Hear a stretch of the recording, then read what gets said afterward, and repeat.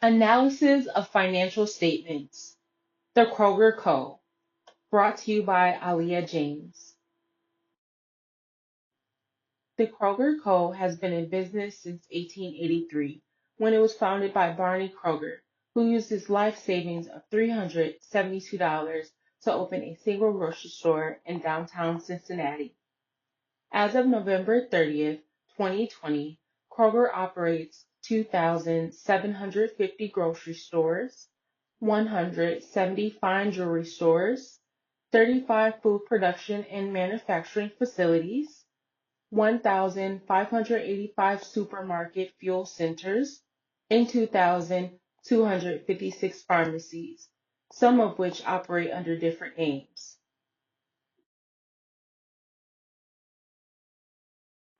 Today, I'd like to go over a couple of the Kroger Co.'s financial statements, including their balance sheet and statement of income.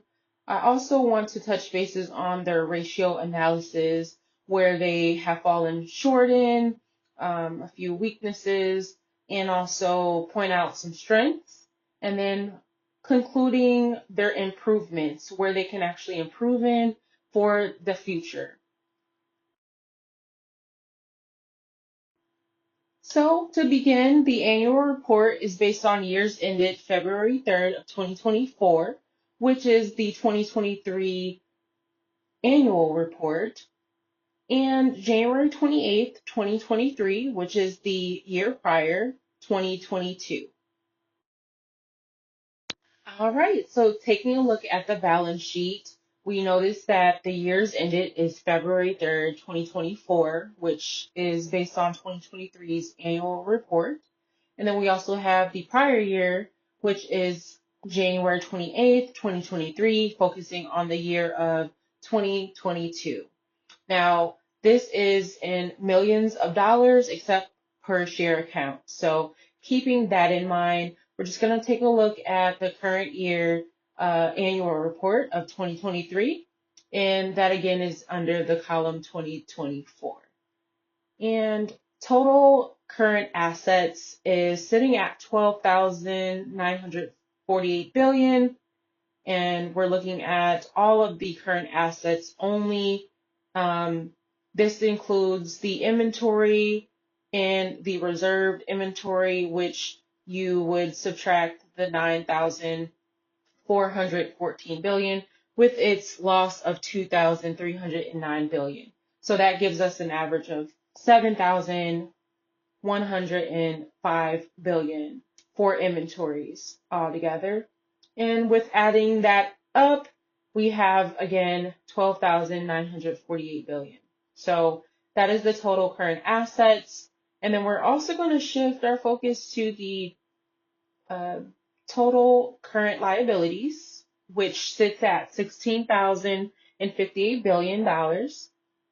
So when we're looking at certain factors on a balance sheet, we want to take a look at its current ratio, and finding the current ratio involves dividing its current assets with its current liabilities. And so we have our 12,948 billion divided by the 16,058 billion, giving us 0.81 if we're rounding it up. Through calculator, it says 0.80633, but again, we're going to round this up to 0.81 so that it's ratio, current ratio for this period. And that's also translated to 81%. So as far as the current ratio, we can gather factors like, are they able to liquidize their assets to pay off debt, to pay off loans that they have borrowed? And from this factor, just comparing it to the industry average of 1.5, we can see that this liquidity ratio is rather low. So yes, it does give us an indication for possible difficulties when making required payments to lenders. And also, just taking a look here, we're still on the balance sheet, of course. We're looking at the current assets and we're going to subtract the inventories. And just keep in mind that the inventories does include the FIFO inventory and the LIFO reserve. And we did subtract the 9,414 billion with the 2,309 billion. And again, as mentioned, that averages to 7,105 billion for just the inventory. So looking at quick ratio, we have the current assets minus the inventories. That gives us 5,843 billion divided by the current liabilities. And as previously mentioned, for current ratio, the current liabilities is sitting at 16,058 billion. So dividing the current assets subtracted with the inventory and dividing that number with the current liabilities, we have 0.363868. So we're going to round that up again. That's rounded to 0.36. And with a quick ratio of 0.36, that is translated to 36%. That indicates that while inventories are a significant part of Kroger, they are not easily liquidated. So it won't cover any short-term liabilities. And this, again, is relatively low. So in a grocery store, the industry is very common to have a low ratio, given the fact that they do have a large amount of perishable goods. They also include seasonal items such as outdoor items, clothing, and plants, certain things that may be just seasonal.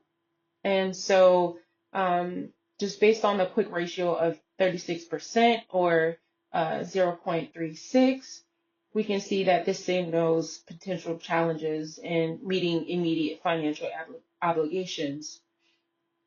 And also, just taking a look here at the balance sheet still, we do want to look at their inventory turnover ratio.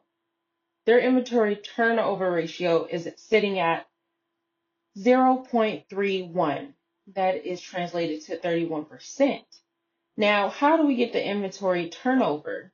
Well, we're looking at its asset management ratio, where the cost of goods sold is divided by the inventory.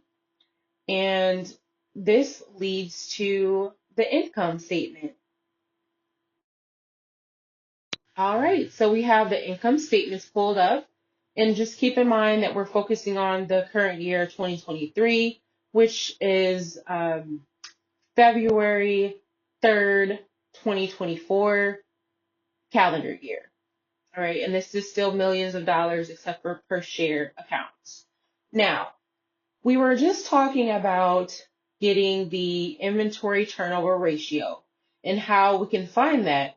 And it's found through both income statement and balance sheet. So looking at the turnover ratio, we're going to look at the cost of goods sold, and we're also going to look at the inventory. So we have already known that the inventory is 7,105 billion. But now, what is the cost of goods sold? So taking a look, the cost of goods sold is also known as the net earnings, including non-controlling interest. So just taking a look under 2023, we have 2,169 billion. And so when we're dividing these two numbers together, this is how we're going to get the inventory turnover ratio. So 2,169 for the cost of goods sold divided by the inventory of 7,105 billion, we get 0.305278. So of course, we're going to round this up to 0.31, and this also converts to 31%. So Kroger's inventory turnover ratio of 0.31 or 31% suggests that its inventory is moving slowly. Just looking at the inventory itself, the cost of goods sold is relatively slow, um, causing obsolete or causing relatively low value items not being sold as quick as it should. And this could be due to, again, the perishable items and the seasonal items.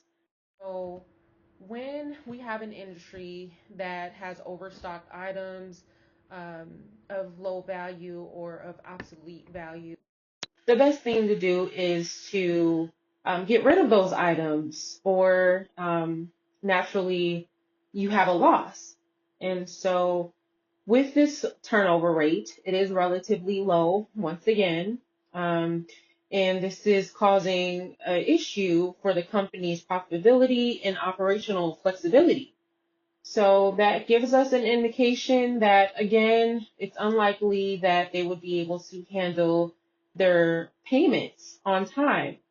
And this also indicates that their low ratio can cause issues with being able to liquidize assets. So we do see that because of the inventory turnover rate, it's relatively low. And so now, what can Kroger do to make this right? What can they do to perform better? Well, we're looking at, again, the overall picture where their total assets compared to their liability is low. And then you have the amount of items that they're selling within a calendar year of 365 days are relatively high. And this is how we find that out. So looking at the days sales outstanding, it appears that they are not getting paid on time. It's taking them about 359 days in that year, which is abnormal. And this is only based on their policy of needing to receive payment within 30 days. So looking at the DSO, or days sales outstanding, we get this information by dividing its receivables with its annual sales divided with the 365 days. So again, we're looking at receivables. Receivables is also listed on the balance sheet, and on the balance sheet, it said 2,136 billion. So when we're dividing that with the amount of sales within that year, which is 5.94, rounded up to 6, we get 359 billion. So, or I'm sorry, 359 days that it's taking for Kroger to receive their payment. So this is not good. This is not good at all. And now we're going to look into ways that they can improve. So, ways to improve the Kroger Co.'s performance as far as stock goes is to consider improving their liquidity ratios, optimizing inventory turnover ratio, cost control, and expense management. So, just improving that. And then also enhancing their e-commerce growth, particularly through the expansion of their delivery program and membership subscription offers. So, they do have a membership where they offer a annually or monthly subscription. This allows consumers to purchase items through their app or online to deliver straight to their home. They also are partnered with different delivery companies to make this happen. So with the merge that's about to take place with Albertson, this should be a pretty improved performance compared to their past annual reports. So it would be good for them to start improving on their liquidity ratios. Also, just keep in mind that with this merge, there will be integration costs, but I don't see that affecting their long-term future when it comes to improving their uh, equity, liquidity, ratios, and then also their cash flow. So this ultimately will help lower their leverage and uh, help reduce any financial risks. Um, and so with Kroger expanding, it should bring some type of balance and increased revenue, um, hopefully managing their inventory where seasonal items are not overstocked and can be sold within a good amount of time before its expiration date, of course, but also the season as the seasons change, especially being that it is a grocery store. So these type of improvements will help in the future, and this will also bring confidence to the shareholders where they feel that they can offset any losses through their innovations and integrations with the Albertson company.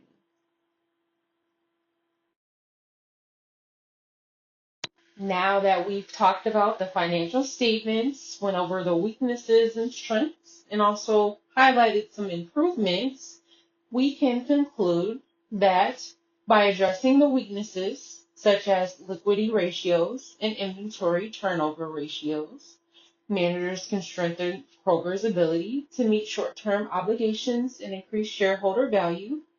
And when lenders and investors review both the current and previous reports, these improvements will provide a clearer picture of the company's financial health. So ultimately, influencing their decisions to lend money or invest in Kroger stock. I appreciate you all for listening and watching. I hope you have a great rest of your semester.